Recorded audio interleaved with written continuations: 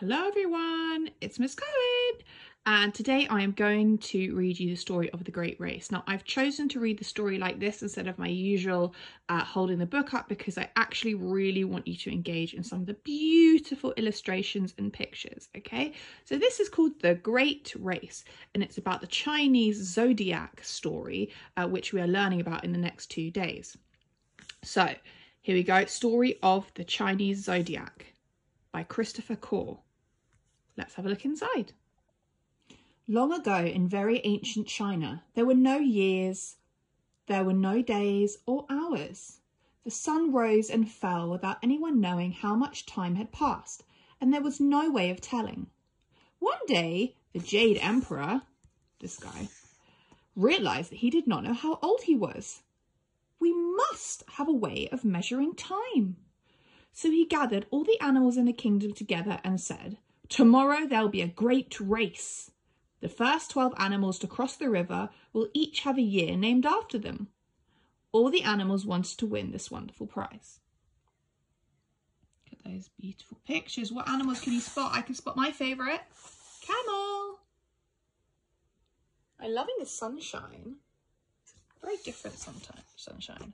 What about his clothes? The Jade Emperor has very glorious clothes. I would describe this page as very colourful. Among the animals were the cat and the rat, who were great friends. "Let's win this race together," said the cat. "Make sure you wake me up," he added, for he often slept all day. In the morning, the rat pushed, tickled and shouted, but it was impossible to wake the cat. So he crept out of the house and headed for the river. On his way, Rat met an ox. "Are you joining the race, Rat?" asked the ox.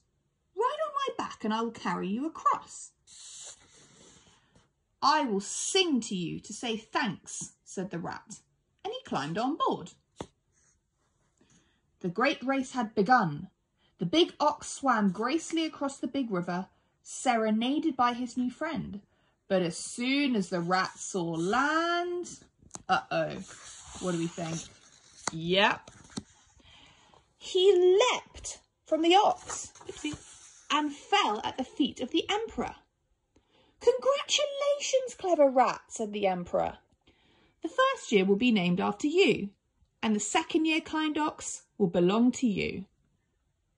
The rat cheated and jumped off the ox's back, which wasn't very kind. Oh dear, look, he's feeling very happy with himself. Well, this year is the year of the ox. That means last year was the year of the rat. Next came the tiger, which means that next year will be the year of the tiger. His beautiful striped coat became heavy with river water, but the tiger struggled to reach the shore.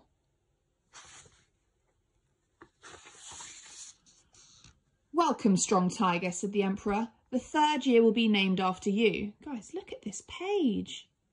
Look at that tiger. I for sure would love to own that clothing from the Jade Emperor and that hat. I think it's amazing. The rabbit didn't really like water. He noticed some rocks in the river and decided to hop across to keep his paws dry, until a log floated by. He jumped on and a strong breeze blew him ashore. "The fourth year was named after the lucky rabbit," said the emperor. There you go. Didn't like the water, so he found all the different ways to avoid the water, didn't he? Oh, wow. Whoa! A magnificent dragon was the fifth to cross the river. Magnificent! What an amazing adjective to describe the dragon. How incredible! Look, there they all are, waiting for him. Love to create a painting like this, wouldn't you? "What kept you?" asked the emperor. "The land and the people were thirsty, so I had to make rain for them," explained the dragon.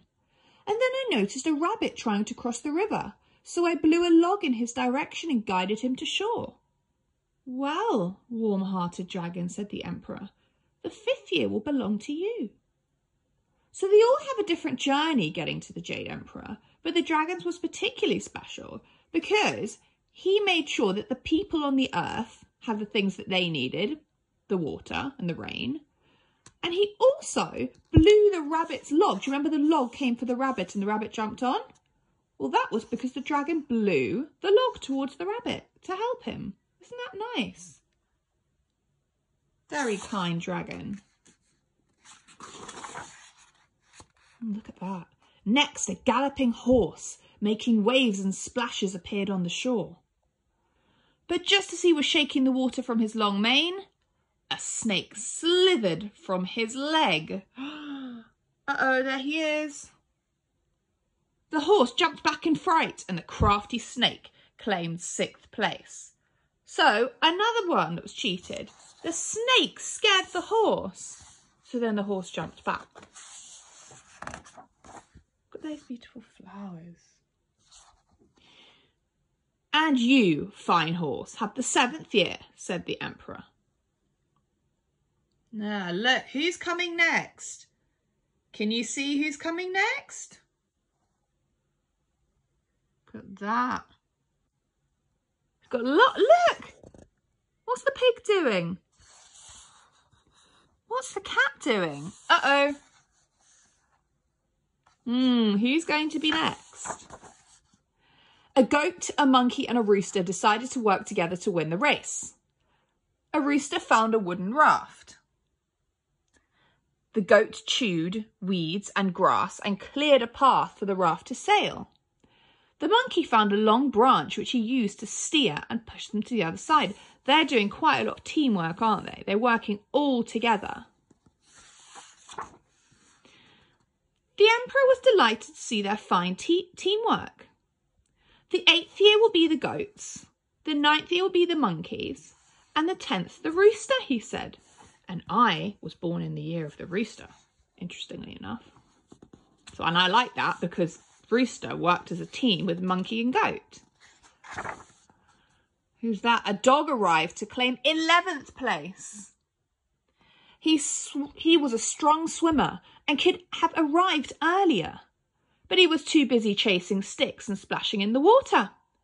The 11th year will belong to the playful dog called the emperor. There he is. So he could have arrived, but he was too busy playing. As the moon was rising in the evening sky, the emperor heard a loud squealing and screeching.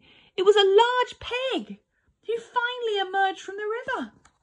"I'm so sorry I'm late, Emperor, but I found some delicious apples by the riverbank, and then I found a pool of mud, and then I just fell asleep."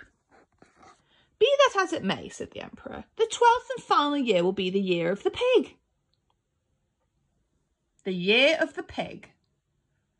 But guys, there's one more animal left. Do you remember what that animal was? "The great race is over," said the emperor. "Let us celebrate." But just then there came a terrible howling from the reeds. It was... what was it? It was the cat, looking wet and bedraggled and very, very cross. He saw the rat sitting with the emperor and shouted, "You were supposed to wake me, you rat! I will never forgive you!" The cat was so angry and the rat ran away, fled for his life.